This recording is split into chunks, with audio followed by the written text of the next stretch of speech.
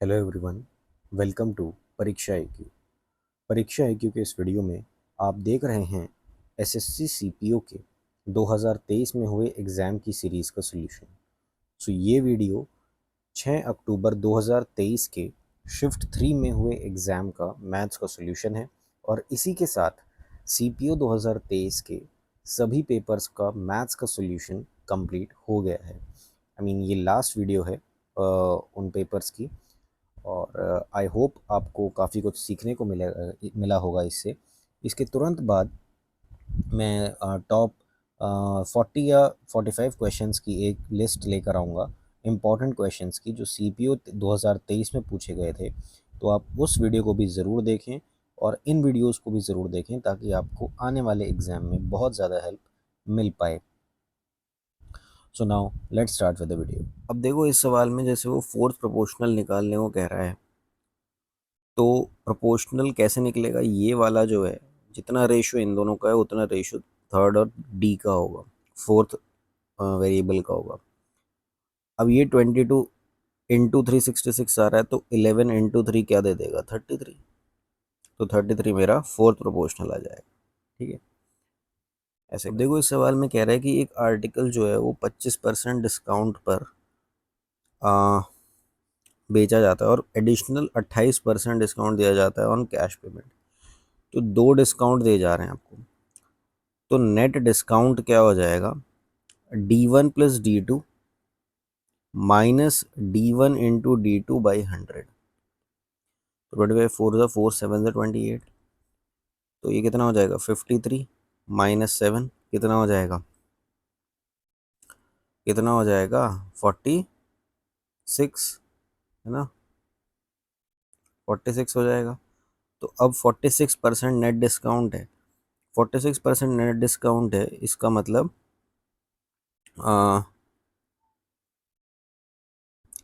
54% of marked price is equal to 10800। तो 27 to ज़ा और 27 फोर ज़ा, ये आ जाएगा 200। तो मार्क प्राइस कितना आ गया? 20000। तो ये आंसर आ जाएगा। ठीक है, देखो, इस सवाल में कह रहा है कि shopkeeper marked the price as 15,000 on an article and a successive discount of इतना वॉज अलाउड। तो मेरे को एक बात पता है, 10 और 20 का क्या होता है? 28%।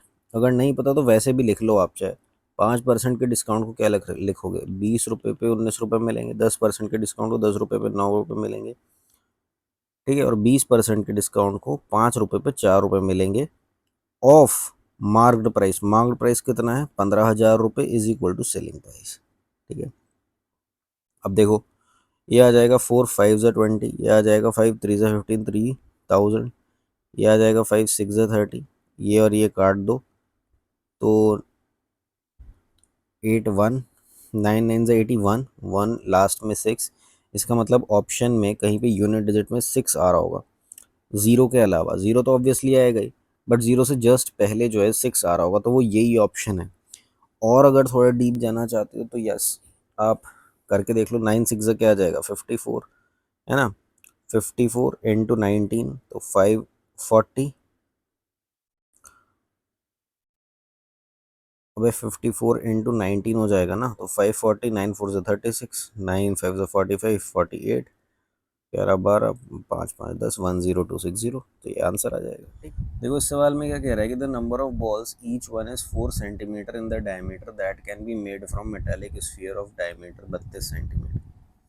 इसमें हम लोग क्या करेंगे? V1 is equal to n times V2 कर देंगे और कुछ नहीं।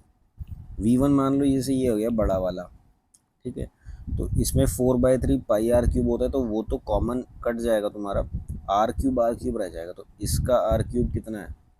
16 cube is equal to n times इसका आर क्यूब कितना है? By 2 cube 8। तो n की वैल्यू क्या हो जाएगी? 16 इंटू 16 इंटू 16 डिवाइड बाई, है ना, 2 का क्यूब, तो 8 2 16, 16 16 256, 256 इंटू 2 512। तो 512 उत्तर आ जाएगा। ठीक है, अब देखिए, इस सवाल में एक फैमिली का एक्सपेंडिचर ब्रेकअप दिखा रखा है। वो कह रहा है कि टोटल अमाउंट जो मंथली में स्पेंड होता है वो है 56800, ये टोटल अमाउंट है, ठीक है।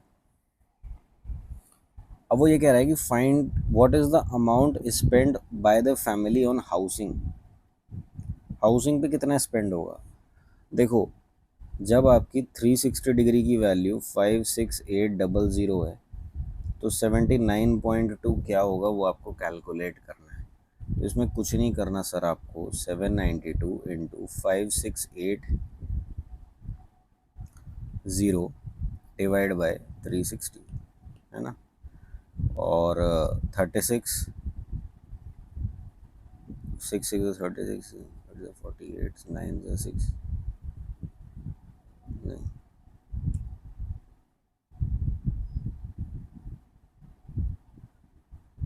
2 1 2, 2 8 16, है ना, एंड 2 2 4, 2 8 16, 2 4 8, और ये आ जाएगा 6 3 18, 6 में 6 3 18, 6 2 12, 3 4 12, 3 4 12। तो अब यहाँ पर 44 आ रहा है, मतलब तुम्हारे ऑप्शन में 11 का मल्टीपल होना चाहिए। मतलब sum of digit at odd places minus sum of digit at even places should be equal to 0 और मल्टीपल ऑफ 11। तो देख लो करके, 8 9 10 11 12 13 और 2, हाँ ये हो सकता है। 8 9 10 6 10, ये भी हो सकता है। तो देखो इससे बात नहीं बन रही है, 6 7 8 9 10 11, 9 10 11, ये भी हो सकता है। तो इससे बात नहीं बन रही है, हमें कैलकुलेट करना पड़ेगा। देखो यूनिट डिजिट देख लो, 44 और 4 66 होनी चाहिए यूनिट डिजिट, तो वो ऑप्शन तो सिर्फ यही है, यही मैं मार्क कर दूंगा। अब देखिए इस सवाल में वो क्या कह रहा है कि जैसे Ayush spends 25% of an amount of money on insurance policy, 26% वो फूड पर कर रहा है, 23% चिल्ड्रन एजुकेशन पर कर रहा है और 19% रिक्रिएशन पर कर रहा है। तो अब ये टोटल जमा पैसा उसका कितना हो गया, जितना उसने मतलब स्पेंड करा हुआ पैसा कितना हो गया, 25 26 51 54 74 74 19 93, तो 7% बचा। तो मतलब 7% उसने क्या करा, डिपॉजिट्स द रिमेनिंग अमाउंट 26600, तो ये किसके बराबर है, 26600 के बराबर है।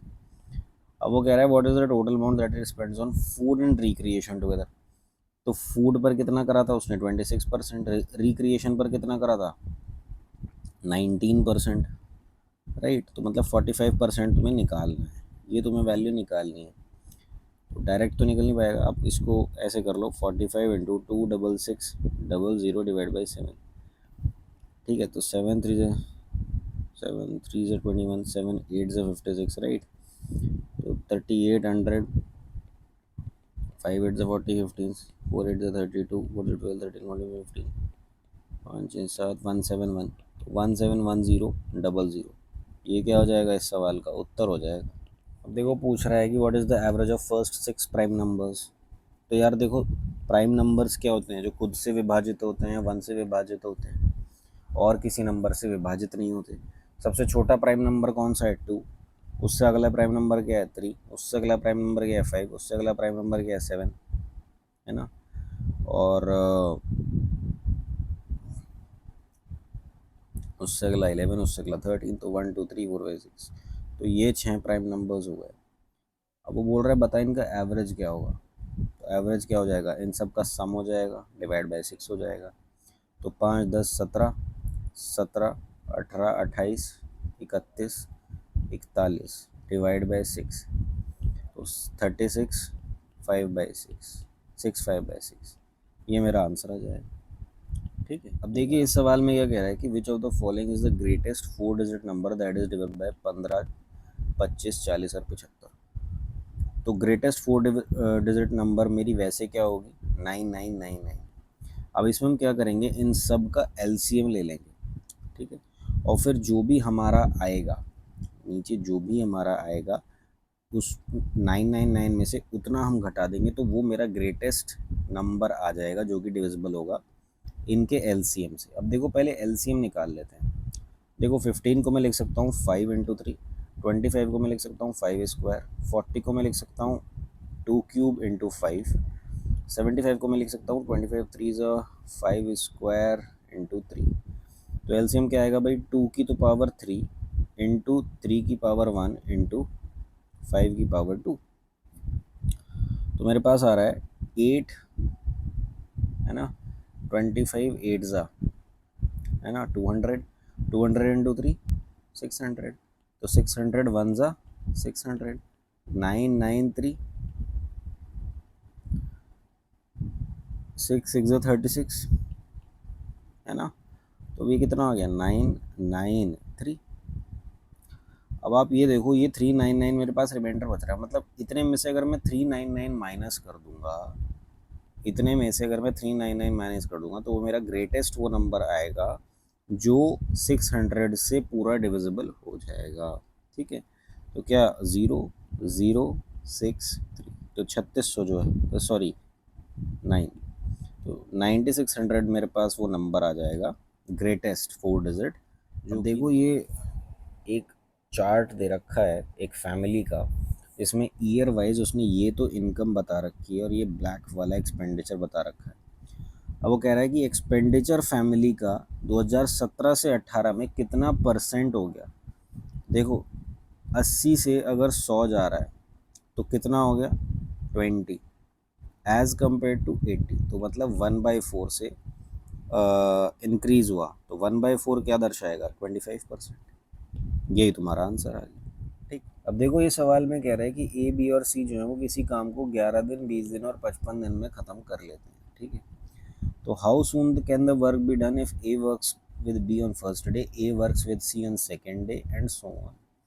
तो ए तो काम करेगा ही करेगा, देखो ए बी सी 3 वर्कर हैं, ठीक है, ये 11 दिन में करता है, 20 दिन में करता है, 55 दिन में करता है, तो मैं एलसीएम लेना पड़ेगा इसका।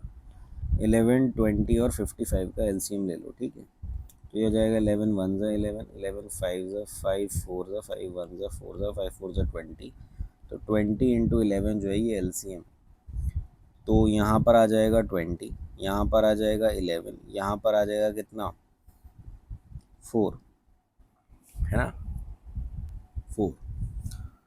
तो A works with B on the first day, तो पहले दिन काम कितना हो जाएगा अगर ए बी के साथ काम कर रहा है 31, और सेकेंड डे कितना काम हो जाएगा ए वर्क्स विद सी, ये हो जाएगा 24।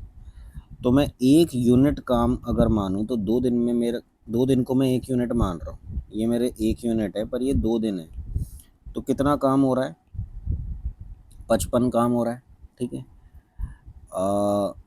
ये देखो ये कितना आ रहा है, ये 220 आ रहा है तुम्हारा। ठीक है, अब तुम देखो अगर मैं 3 यूनिट ले लूँ, या अगर मैं 3 यूनिट ले लेता हूँ ना, है ना, अगर मैं 3 यूनिट ले लेता हूँ, या 4 यूनिट अगर मैं ले लेता हूँ, देखो 4 यूनिट अगर मैं ले लेता हूँ तो 220 आ रहा है, पूरा काम आ रहा है, तो 1 यूनिट जो है वो 2 दिन के बराबर है, तो 4 यूनिट किसके बराबर होगी 8 दिन के बराबर, तो मेरा उत्तर क्या आ जाएगा 8 दिन।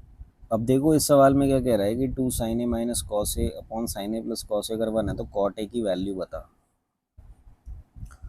सिंपली इसको इधर ले जाओ, है ना, तो ये हो जाएगा 2 sin a minus cos A is equal to sine A plus cos A. ठीक है, यहाँ ये इसे इधर ले आओ, sine A is equal to 2 cos A, तुमसे वो कॉट ए की वैल्यू पूछ रहा है, तो कॉस ए इसको नीचे ले आओ, cos A upon sine A is equal to 1/2, तो यही कॉस अपॉन साइन क्या है कॉट थीटा। ठीक है, तो इसकी वैल्यू क्या है 1/2। ये जो है ट्राइंगल ए बी सी जो है, इसमें ये 3 साइड्स हैं।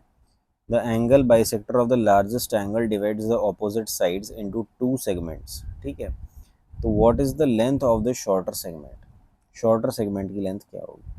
देखो ये ट्राइंगल है, ठीक है, ये ए बी सी है, और ये लेंथ अगर मैं 12 मान रहा हूँ, 12 सेंटीमीटर।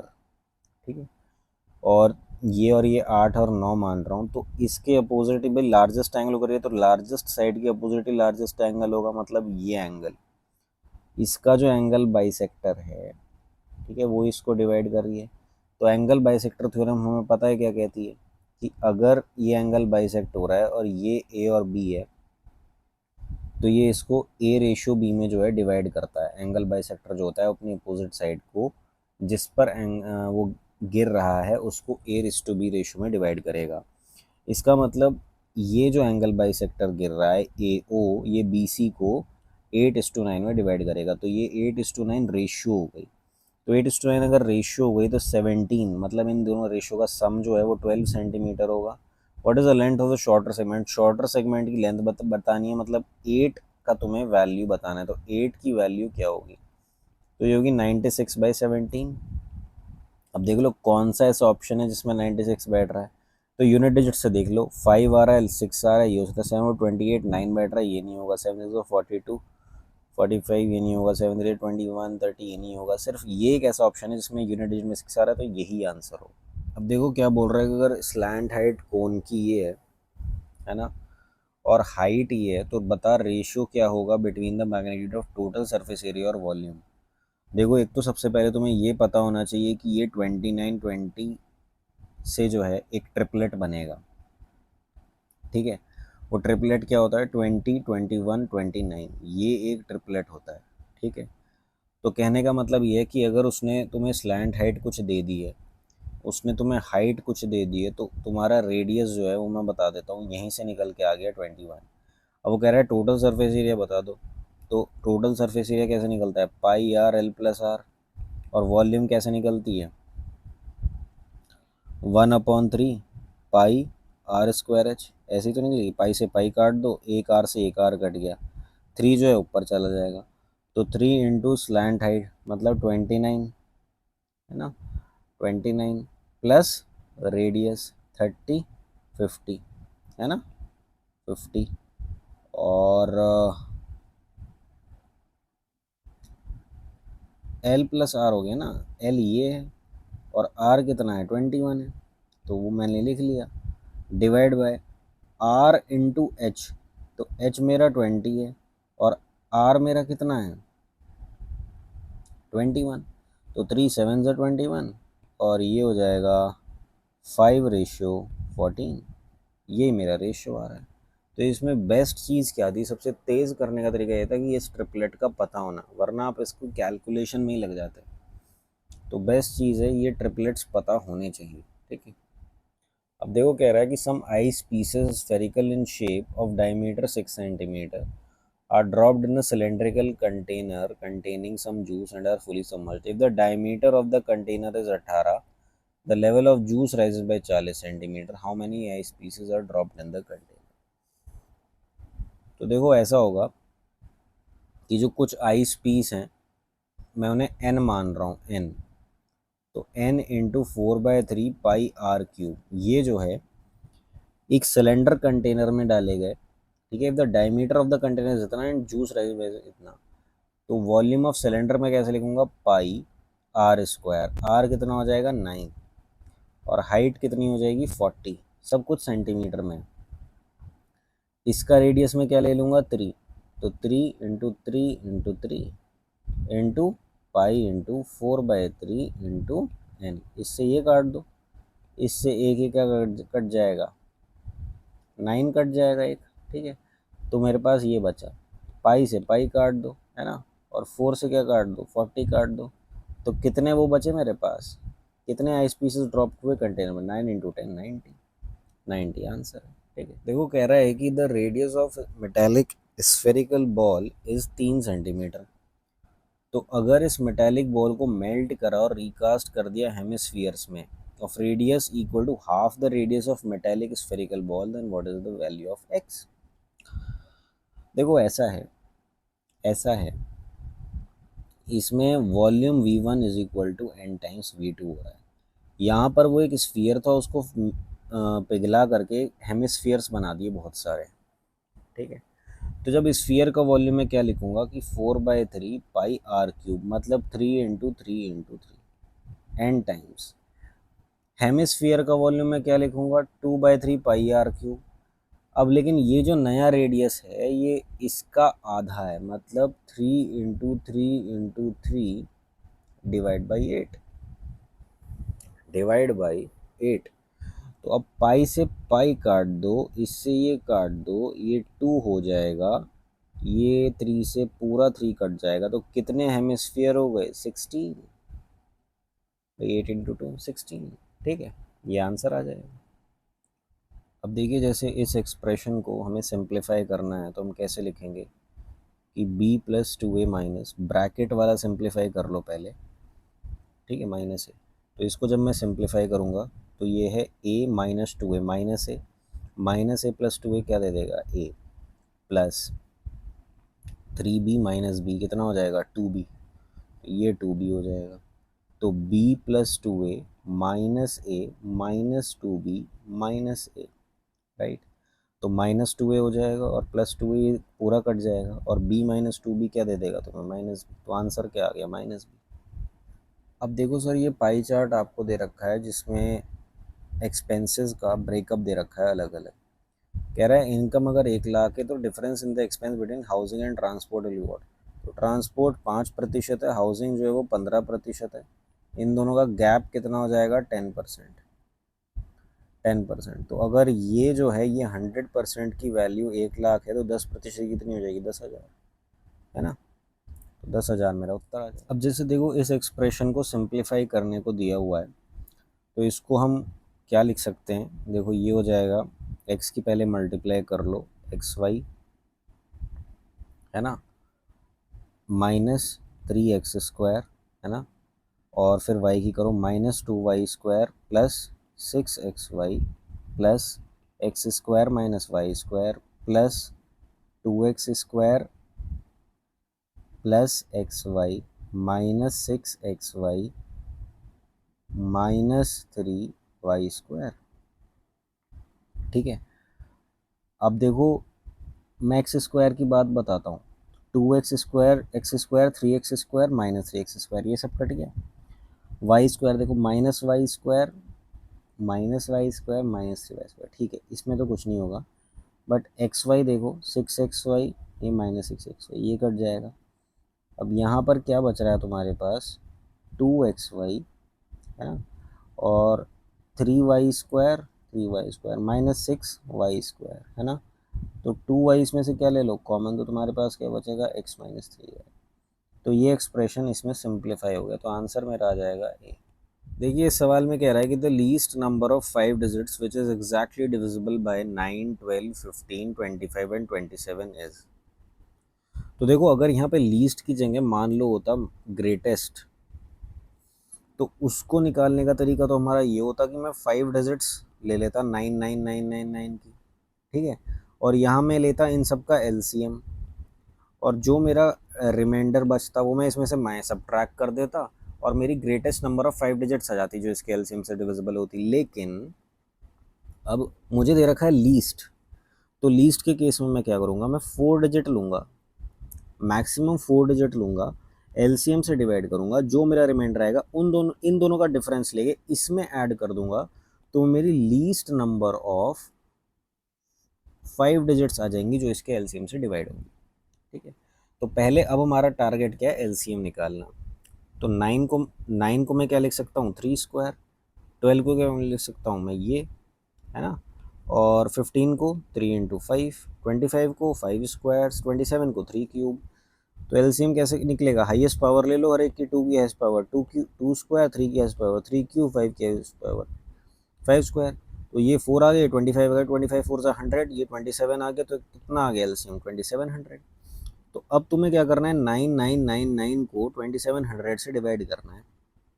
तो 3 टाइम्स जा रहा है क्या, 3 7 से 21, 3 2 6 7 8, हाँ 3 टाइम्स जा रहा है। तो 2700 3 टाइम्स द 8100, तो यहाँ क्या बचा मेरे पास, 1899। अब ये जो 1899 बचा, अब ये तो और तो भाग होगा नहीं, तो इसमें से इसे नहीं घटाएंगे हम करेंगे इन दोनों को घटा लो, कितना आया, 801। ठीक है। अब इस 801 को इसमें जोड़ दो, तो 1 2 3 4, 4 बार 9, इसमें अगर मैं 801 जोड़ देता हूँ तो मेरा वो नंबर आ जाएगा लीस्ट नंबर 5 डिजिट्स का जो इन सबसे डिवाइड होगा। तो 9 10 9 10 9 10 18 10 10800, तो आंसर क्या आ जाएगा, 10800। ठीक है। अब देखो इस सवाल में वो बोल रहा है कि the LCM of two numbers is 5 times their HCF. If the product of two numbers is 20480, then find their HCF and LCM respectively. देखो इसमें जब तुम शुरुआत में सोचोगे तो तुम्हें ये सोचना चाहिए कि मैं ऑप्शन से इस सवाल को कैसे कर सकता हूँ। हालांकि ऑप्शन से ये हो नहीं पाएगा, लेकिन अगर ऑप्शंस कुछ और होते तो डेफिनेटली ये ईजी हो जाता। कि ये देखो, वो एलसीएम और एचसीएफ कह रहा है, और वो एलसीएम और एचसीएफ का रेशो 1:5 का बता रहा है कि एलसीएम जो है वो 5 टाइम्स है, तो ये भी इसका 5 टाइम्स है, ये भी इसका 5 टाइम है, ये भी 5 टाइम है, ये भी 5 टाइम है। तो इससे निकल नहीं पाएगा, बट की अप्रोच होनी चाहिए पहली। अगर इससे नहीं निकलता तो तुम नॉर्मल फार्मूला लगा लो, LCM into H C F is equal to product of two numbers. Product of two numbers मुझे दिया हुआ है 20480, ठीक है।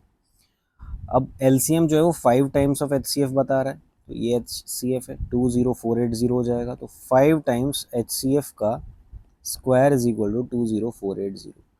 5 4 ज़ा 20, 5 9 ज़ा 45, 5 6 तो 4096 आ गया, 4096 आ गया। तो मेरा एच सी एफ किसका स्क्वायर मेरा इसके बराबर होता है ना, तो ये होता है 64 का, 64 का। तो मेरा एच सी एफ क्या आ जाएगा 64, और वो सिर्फ कहाँ पर है, यहाँ पर है, तो यही मेरा आंसर है, ठीक है। अब देखो इस सवाल में बोल रहा है कि एच सी एफ बताओ इसका क्या होगा, तो 125 को मैं क्या लिख सकता हूँ, 5 क्यूब।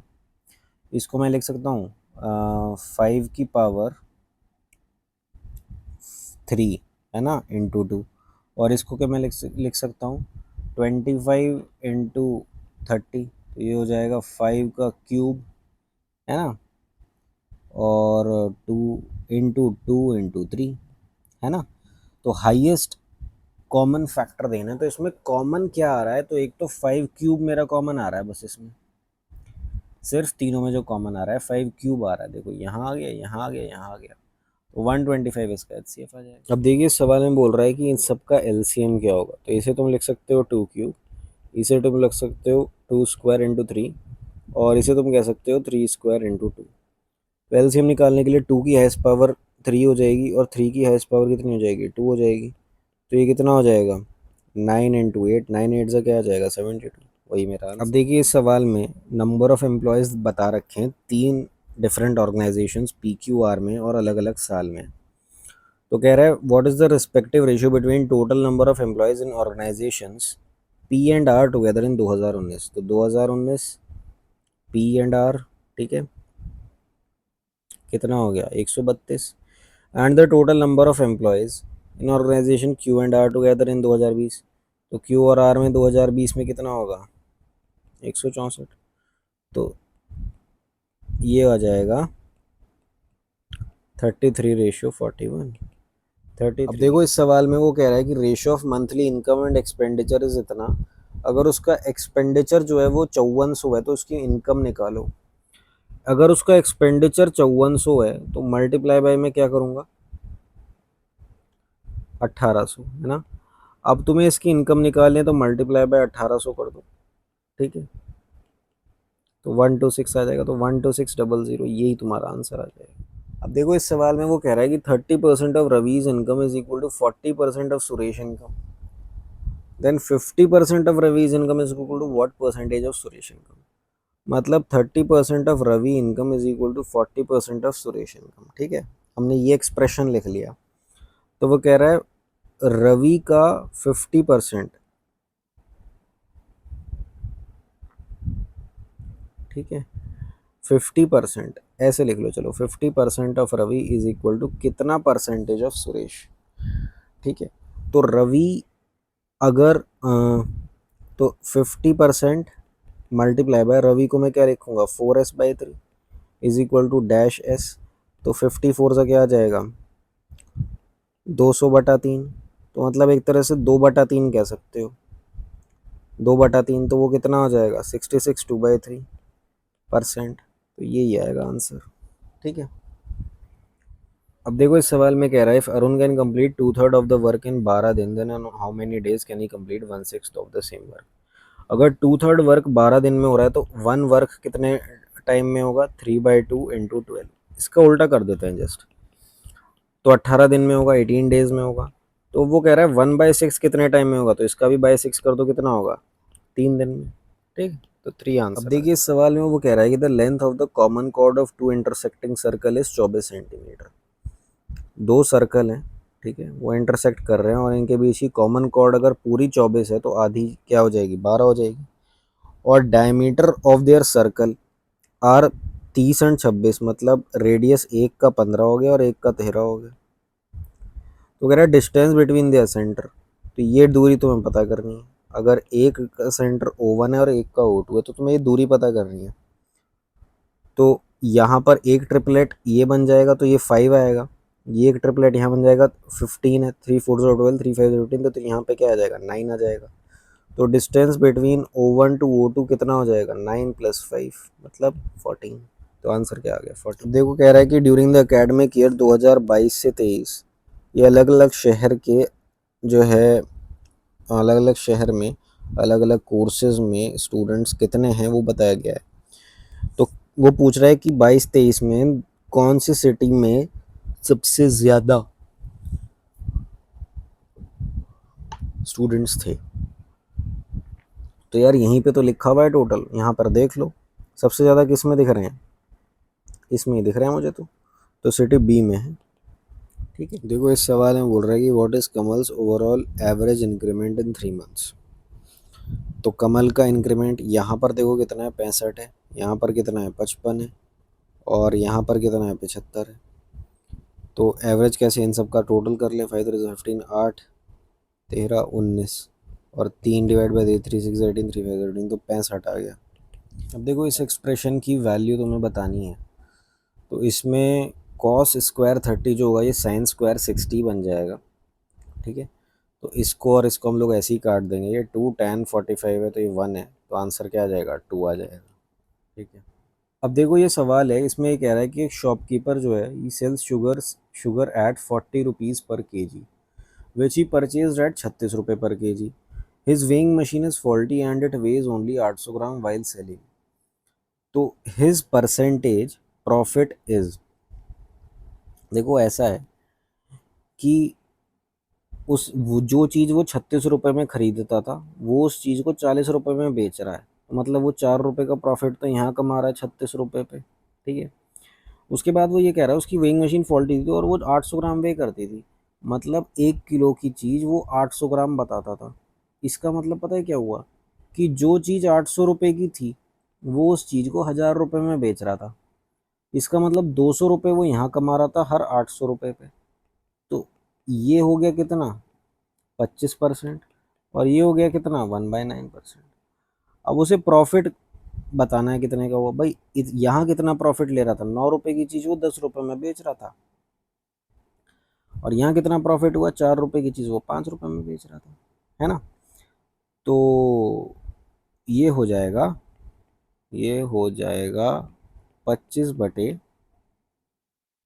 है ना, 25/18, और कितना प्रॉफिट हो गया 7।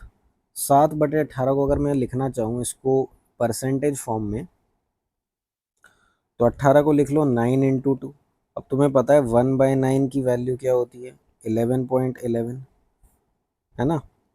तो 7 × 1 11.11 डिवाइड बाई 2। ठीक है, तो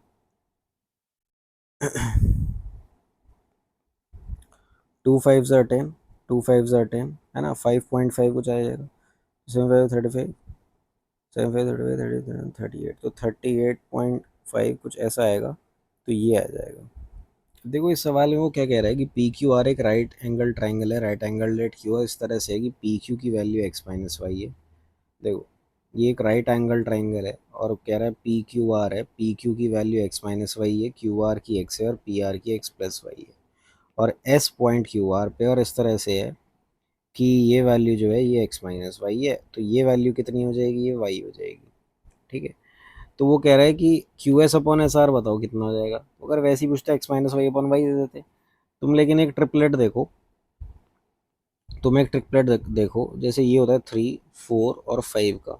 ठीक है, अगर मैं x को मान लूँ, अब देखो यहाँ पर ये जो है एक लाइन खींची मैंने, ठीक है, तो पी क्यू आर एक लाइन खींची, तो इसको अगर तुम 3 कह रहे हो तो ये तुम्हारा क्या हो जाएगा 1, ये तुम्हारा हो जाएगा 1।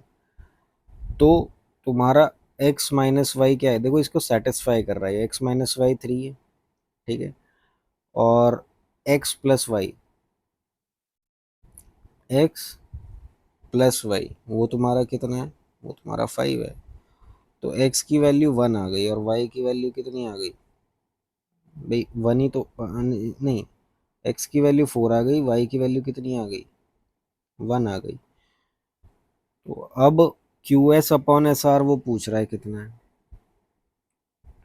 तो चार में से एक गया 3, क्यू एस क्या बैठ रहा है मेरा ये, और एस आर कितना बैठ रहा है 1, तो 3:1 मेरा आंसर आ जाएगा।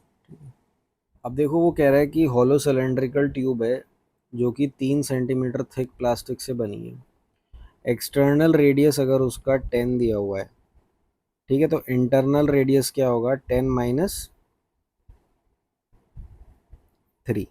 है ना, 10-3 हो जाएगा, मतलब 7 हो जाएगा। और लेंथ मतलब हाइट कितनी दे रखी है, 49, तो pi R square minus R square into H, ये वॉल्यूम निकलेगी। इसको सिंप्लीफाई कर ले, pi capital R plus small R into capital R minus small R into H, ये हो जाएगा। इसको कर दे 22/7, 7 7 49 हो जाएगा, ठीक है।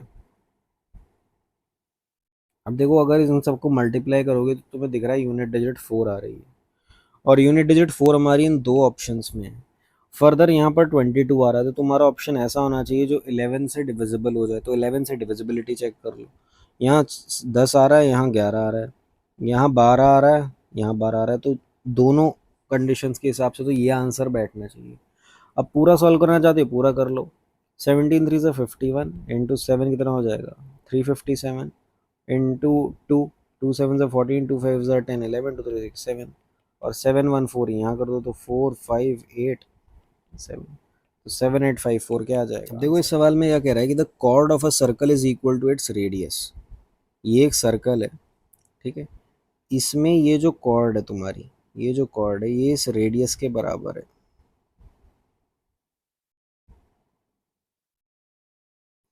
कहने का मतलब ये है कि अगर ये आर है, ये आर है, ये आर है,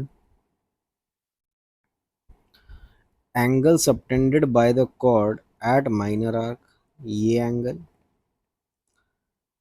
and angle subtended by the chord at the major arc, ये,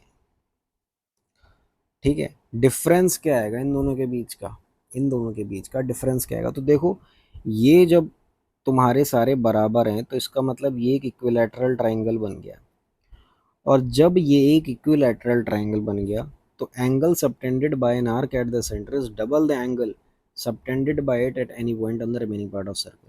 तो ये अगर डबल है किसका, इसका डबल, तो ये कितना आ जाएगा, 30 आ जाएगा, ये 30 आ जाएगा।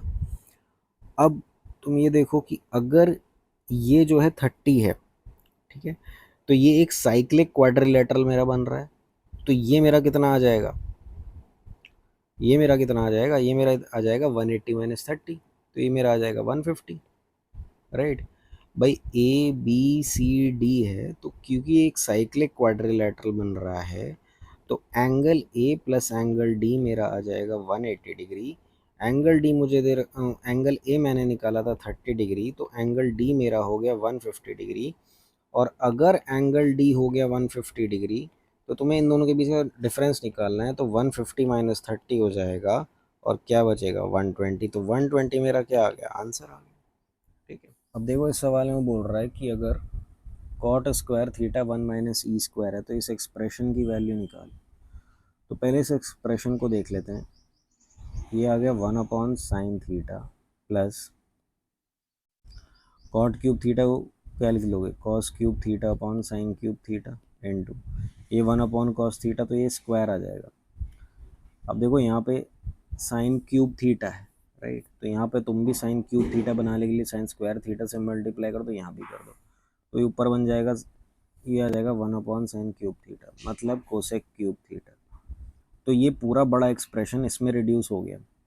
अब मुझे इसकी बात बताओ, cot square cosec square theta क्या होता है, 1 + cot² थीटा, तो मतलब 1 + 1 - ई स्क्वायर, ये है कोसेक स्क्वायर थीटा की वैल्यू। तो कोसेक थीटा की वैल्यू क्या आ जाएगी, 2 - ई स्क्वायर, और इसका क्या आ जाएगा अंडर रूट, मतलब इसका 1/2।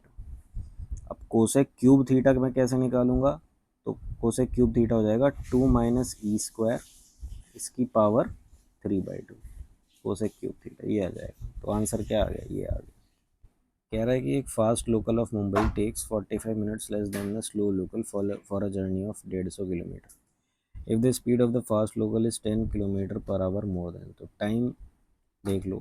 टाइम जो है वो कह रहा है 45 मिनट्स लेस है, तो ये हो जाएगा डिस्टेंस अपॉन स्पीड। डिस्टेंस जो है, स्पीड जो है मैंने 10 ज़्यादा ले ली और यहाँ पर स्पीड मैंने 10 कम ले ली, तभी टाइम ज़्यादा लगेगा। ठीक है, तो 45 इज़ इक्वल टू अपॉन 60 ले लो, ये 150 कॉमन ले लो, तो ये हो जाएगा s+10 minus s into s+10। अब ये कितना हो जाएगा, 15 3 से 45, 15 4 से 60 और 3 50 से, एंड 5 4 से 21 upon 200 is equal to 10 upon s into s+10। ठीक है, तो s इंटू s+10 किसके बराबर हो जाएगा, 2000। अब तुम देखो, मैं s की वैल्यू क्या रखूँ, वही मेरी स्पीड ऑफ स्लो ट्रेन होगी, ताकि मेरा 2000 आ जाए। तो इसमें ऑप्शन में से देख लो, 40 अगर रखोगे तो 40 इंटू 50 आ जाएगा, 2000 आ जाएगा, वही सेटिस्फाई करेगा। तो एस इज इक्वल टू क्या ले लो, 40। देखो ये कह रहा है कि एक स्कूल में 720 बच्चे हैं, जिसमें लड़के लड़कियों का रेशियो ये है। तो अब कितने नए लड़के अलाउ कर दें स्कूल में, अगर 18 नई गर्ल एडमिट की गई और रेशियो ऑफ बॉय, नई रेशियो जो है वो ये हो जाए। तो देखो ये 8 हो गया, तो 8 90 हो जाएगा, मल्टीप्लाइंग फैक्टर 90 हो गया। तो बॉयज़ कितने हैं इनिशियली स्कूल में, 3 इंटू 90, और गर्ल्स कितनी हैं, 5 इंटू 90। अब वो कह रहा है कि 18 लड़कियां और एडमिट हो गई हैं। हमने कहा ठीक है, अगर 18 लड़कियां, तो लड़के कितने एडमिट हों ताकि रेशो जो है 2:3 आ जाए। अब देखो, जब आपने इतनी लड़कियां एडमिट करी हैं, तो 5 9 45, 450 प्लस 18 क्या आ जाएगा, 450 प्लस 18 468। अब ये 3 से वो करोगे तो मल्टीप्लाइंग फैक्टर पता चल जाएगा, 3 1 3 156, ये मल्टीप्लाइंग फैक्टर है। मतलब अगर मैं 2 में से 156 मल्टीप्लाई करूँगा तो मुझे टोटल लड़के मिल जाएंगे जो होने चाहिए। 2 5 10 2 5 312, तो 312 लड़के होने चाहिए, हैं कितने, 270। ठीक है, तो मतलब मेरे को एक्स्ट्रा कितने करने हैं, 42। 42 क्या हो जाएगा इस सवाल का उत्तर। देखो इस सवाल में वो कह रहा है कि राकेश जो है वो कोचिंग इंस्टीट्यूट चलाता है, जिसमें 50 फैकल्टी मेंबर हैं। तो average monthly salary 35 faculty members की इतनी है, तो 15 फैकल्टी मेंबर्स की कितनी होगी, अगर average monthly salary of 50 faculty members की 30,000 है। ठीक है, तो देखो ऐसा करते हैं, 2 2 जीरो हटा दो। ठीक है, इसका बेस्ट तरीका रहता है एलिगेशन से।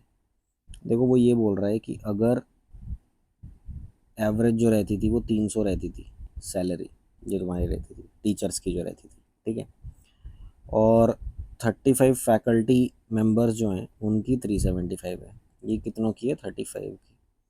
तो अब वो बोल रहा है कि 15 जो फैकल्टी मेंबर्स हैं उनकी कितनी होगी, तो यहाँ आ जाएगी।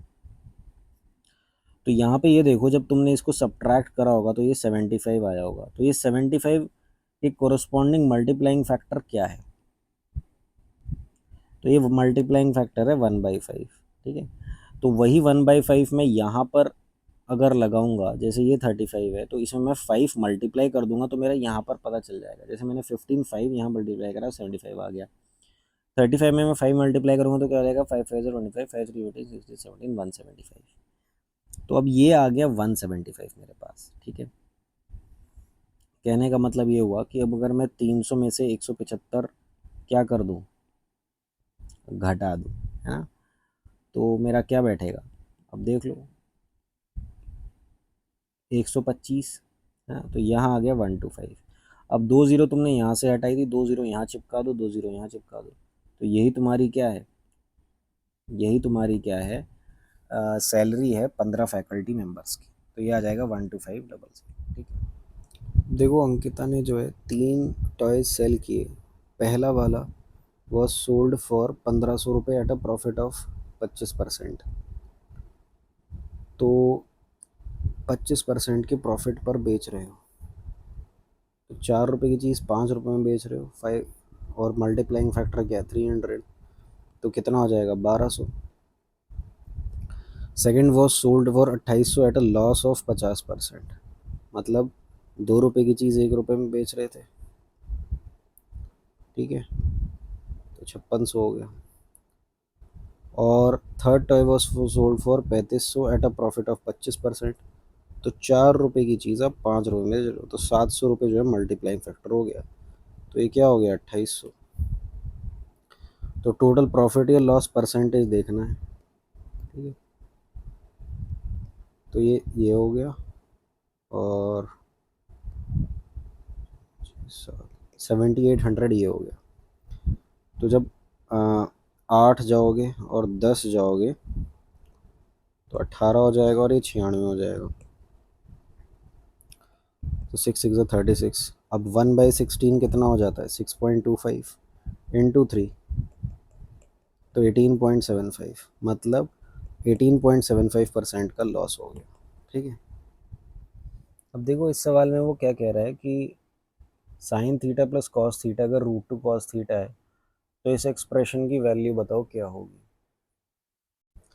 देखो इसमें क्या करो, sine theta is equal to cos theta इधर ले आओ, तो कॉस थीटा कॉमन आ जाएगा और √2 - 1 आ जाएगा, और साइन थीटा को आप क्या लिख सकते हो, साइन थीटा को आप लिख सकते हो √2 - 1 times cos theta upon sine theta. Cos theta ले लो कॉमन, ठीक है, कितना आ जाएगा, √2 - 1 - 1, ठीक है, डिवाइड बाई कितना आ जाएगा, साइन थीटा। और साइन थीटा क्या है अपने आप में, ये है कॉस थीटा इंटू √2 - 1। अब कॉस थीटा से कॉस थीटा काट लो, तो यहाँ पर ये क्या आ गया, √2 - 2 अपॉन √2 - 1। अब इसमें से क्या कॉमन ले लो, √2 कॉमन ले लो, तो ये कितना आ जाएगा, 1 माइनस √2, माइनस और कॉमन ले लो तो ये आ जाएगा -1 प्लस √2 अपॉन √2 - 1। तो आंसर क्या आ गया, माइनस का √2, ठीक है। अब देखो ये रेस का क्वेश्चन है, इसमें ये बोल रहा है कि 1200 मीटर की रेस है, इसमें राकेश जो है वो फाइनल पॉइंट पे 36 सेकंड में रीच कर जाता है। भाई ये 1200 मीटर की मेरी रेस है, ठीक है, इसमें राकेश जो है वो 36 सेकंड लगाता है इस पॉइंट तक पहुंचने में। हमने कहा ठीक है, और राजेश जो है वो 40 सेकंड में पहुंच जाता है, राजेश को लगता है 40 सेकंड का समय। तो अगर राजेश को आप ये बताओ कि 40 सेकंड लगते हैं 1200 कवर करने में, तो 1 सेकंड में वो कितना कर रहा है, भाई 30 मीटर कवर कर रहा होगा 1 सेकंड में। तो आप ये देखो कि वो 36 सेकंड में, जब 36 सेकंड में राकेश यहाँ पहुँच गया, ये राकेश की स्थिति है, तो उसी पल राजेश की स्थिति यहाँ कहीं होगी, राजेश यहाँ कहीं होगा। तो 36वें सेकंड में वो कितना कवर कर लेगा दूरी, 1080। तो जहाँ राकेश ने जो है 1200 कर लिया, राजेश कितना कर पाया, 1080। तो कितनी दूरी से वो हारा, 1200 माइनस 1080 से वो हारा, तो 120 मीटर से वो हार गया।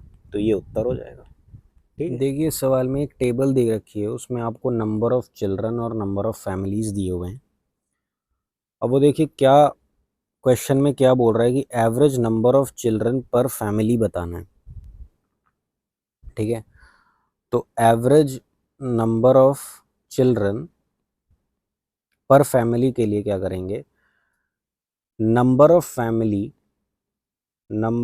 Families multiply by number of children, इसका सिग्मा ले लो, मतलब इसका सम ले लो, divide by number of family, इसका सिग्मा हो जाएगा। कहने का मतलब ये है कि 20, ये तो 4 इंटू 0 तो 0 ही आ जाएगा, 15 into 2 plus 6 into 3 plus 2 into 4 divide by number of families, 26 and 6, 32, 33, 34, 34 and 4, 34 and 10, 44, 34 ये आ जाएगा 49, 49।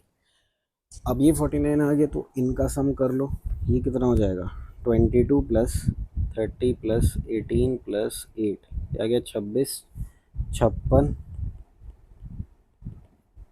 78 डिवाइड बाय 49, 78 डिवाइड बाई 49 करोगे तो 1 जा जाएगा, 9 2, तो ये हो जाएगा 5 जा, है ना, 24 तो 450, 49 नाइन ज़ा, क्योंकि 490 जा रहा है ना 10 ज़ा, तो 9 ज़ा देख लो, तो 9 9 ज़ा 81, 1 8 9 4 ज़ा 36, 36 और 8 44, तो 1.59 इस सवाल का उत्तर है। जब 1.5 तुम्हें दिखा तभी तुम्हें मार्क कर देना चाहिए, क्योंकि और कोई 1.5 में तो है। देखो इस सवाल में वो कह रहा है कि the value of washing machine depreciated from 40,960 से 21,970 तक इन 3 साल। तो find the yearly rate of depreciation. तो 40,960 था, उसमें से 1 - R/100 raise to the power 3 अगर हमने करा तो हमारा 21,970 आ गया। तो 1 - R/100 का होल क्यूब क्या आ जाएगा, 21,970 डिवाइड बाई 40,960, ज़ीरो से ज़ीरो काट दो। अब तुम ये देखो कि ये 2197 किसका क्यूब है, ये 13 का क्यूब है, और 4096 किसका क्यूब है, ये 16 का क्यूब है, राइट। कहने का मतलब ये हुआ, अगर हम इन दोनों को कंपेयर कर लें, इसको और इसको, तो ये आ जाएगा 1 - R/100 इज इक्वल टू 13/16। तो ये इम्प्लाई क्या करेगा कि 3/16 इज इक्वल टू R/100, ठीक है। तो R क्या हो जाएगा, 300/16, है ना। तो 16 1 ज़ा 16, और ये आ जाएगा 16 1 ज़ा 16, और 4 थोड़ी बचेगा, 14 बचेगा। तो 16 160 69 154 140, तो 16 8 ज़ा जाएगा, 8 ज़ा जाएगा, और कितना जाएगा, तो जब 16 8 ज़ा चला गया तो आंसर एक ही है, 18% कुछ में, वो ये आएगा, तो ये आंसर आ जाएगा, ठीक है। सो thank you everyone for watching the video till the end. उम्मीद करते हैं कि ये वीडियो आपको पसंद आया होगा और इससे आपको काफ़ी कुछ जानने को मिला होगा, जो आपकी एग्ज़ाम्स में हेल्प करेगा, एग्ज़ाम को क्रैक करने में मदद करेगा। और रेलवे की तरह अगर आप और भी एक सरकारी एग्ज़ाम्स की तैयारी कर रहे हैं, लाइक यूपी पुलिस कांस्टेबल या एनवीएस की, या फिर एसएससी की, या बैंकिंग की, किसी भी सरकारी एग्ज़ाम की आप तैयारी कर रहे हैं, तो परीक्षा आईक्यू को सब्सक्राइब ज़रूर करें, क्योंकि इस पे आने वाले समय में और भी एग्ज़ाम्स के वीडियोस अपडेट होते रहेंगे। और कुछ एग्ज़ाम के वीडियो ऑलरेडी अपलोड हो चुके हैं, जैसे UP police constable, NVS, SSC CPO. तो don't forget to like, comment and subscribe the channel, ताकि आपको आगे की वीडियोस की अपडेट्स मिलती रहे। So thank you all.